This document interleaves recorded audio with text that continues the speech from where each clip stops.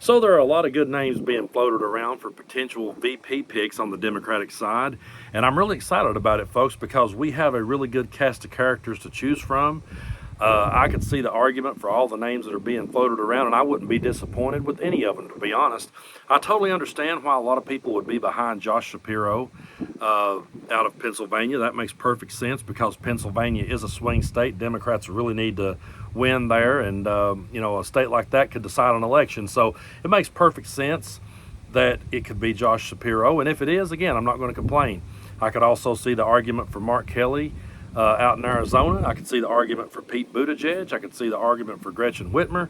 But folks, the guy that I am solidly behind, and maybe I'm biased because I'm here in Tennessee and just over the border, they have a great governor by the name of Andy Beshear, who I just feel like would be a awesome vice president. And when I saw this clip of him on Morning Joe, and I realized that Andy might be debating the fake Appalachian J.D. Vance, I just marked out. Take a look at this. Are you at least open to the possibility of being a running mate to Vice President Harris? Well, I think if somebody calls you on that, what you do is at least listen. And I want the American people to know what a Kentuckian is and what they look like, because let me just tell you that J.D. Vance ain't from here. Now, the nerve that he has to call the people of Kentucky, of Eastern Kentucky, lazy.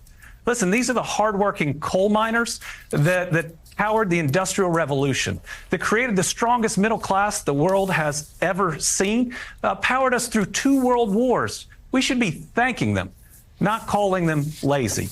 And so today was an opportunity to both support the vice president, but also to stand up for my people. Nobody calls us names, especially those that have worked hard for the betterment of this country. So yeah, I totally understand why someone would be for Governor Shapiro out of Pennsylvania. That is a battleground state. It's not like Kentucky is going to be the state that decides the election. But folks, there is not anyone out there better equipped to debate J.D. Vance than Andy Beshear. He would absolutely obliterate Vance, and it would be so good to see a real Kentuckian stand up against a fake Appalachian. For anybody out there that thinks J.D. Vance is Appalachia, I'm sure you're the same people that thinks Olive Garden is Italian, okay? He's not, he never will be, and he's never done anything for our part of the world except exploit our part of the world and use every negative stereotype he could to write a book and profit off of it. Andy Beshear has rolled up his sleeves and went to work for Kentucky. And I got a funny story. I live right here on the state line. I grew up in Kentucky, and so my parents are from there. And a lot of times they will refer to Andy Beshear as our governor because they lived there their entire life. And even though they're over here now on the opposite side of the line, they still will refer to him as our governor. And sometimes they'll talk about our governor doing something really great. And I'm like, our governor's Bill Lee, and he's a complete and total, Dollar General knockoff of Trump. And they'll go, no, I wasn't talking about him. And finally, one day, my mom said, listen, I'm never going to claim Bill Lee, okay? I'm not going to call Andy our governor. But Andy is a guy who rolled up his sleeves and went to work for Kentucky. And he won re-election in blood red Kentucky, folks. And he did so because I really believe the women came to bat for him. I also believe a lot of rednecks in my part of the world held their nose and voted for him anyway because deep down they know he's been an effective leader.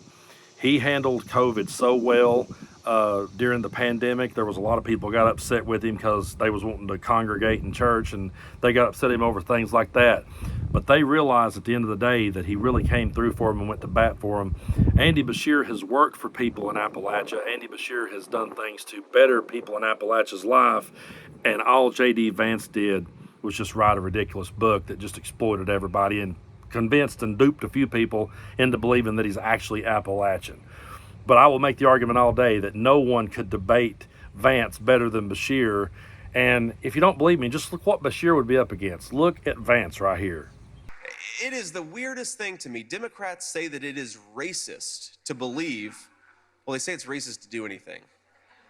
I had a Diet Mountain Dew yesterday and one today. I'm sure they're going to call that racist too, but it's good. I love you guys. But So yeah, can you imagine that guy trying to debate Andy Beshear on the issues at hand? Can you imagine that guy? And what has J.D. Vance done? He doesn't have any experience. The only reason he got picked is because he'll be a yes man to Trump. And what's so funny about that clip to me is he looks like somebody who has sat back and watched like someone do stand-up comedy and they go to the open mic and they try it and they fail miserably. Or he looks like somebody who has sung karaoke at home at a couple of parties and thinks he can go out and sit in with the band and then just completely messes it up. There he is on the big stage now.